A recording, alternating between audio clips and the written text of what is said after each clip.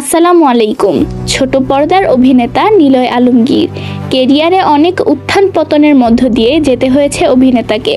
তবে বর্তমানে জনপ্রিয়তার শীর্ষে এই অভিনেতা। পর্দায় হিট নাটক দেওয়ার পাশাপাশি সামাজিক মাধ্যমেও তুমুল জনপ্রিয় তিনি। ভক্তদের সংস্পর্শে থাকেন নিয়মিত। সম্প্রতি পবিত্র ওমরাহ পালন করতে পরিবার নিয়ে সৌদি গেছেন নিলয়। সামাজিক যোগাযোগ মাধ্যমে সেই ছবি পোস্ট করেছেন ভক্তদের সঙ্গে। তবে অভিনেতার সেই পোস্টে আসে বহু বিরূপ মন্তব্য।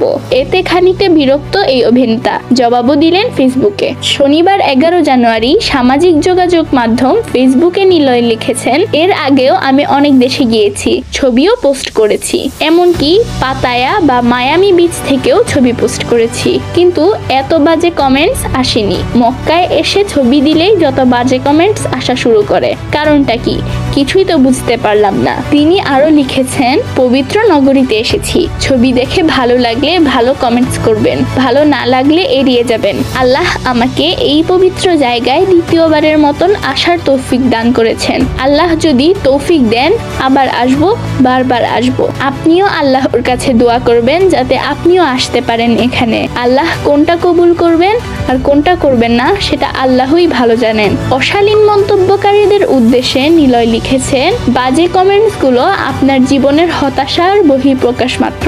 হিংসা থেকে দূরে থাকবেন, জীবন সুন্দর হবে। 2009 সালে fair and lovely super heroine প্রতিযোগিতায় চ্যাম্পিয়ন হওয়ার মাধ্যমে সবিজে পথ চলা শুরু হয় নিলয়ের। মাসুদ কায়নাত পরিচালিত বেইলি রোড চলচ্চিত্র দিয়ে তিনি চলচ্চিত্রে আত্মপ্রকাশ করেন।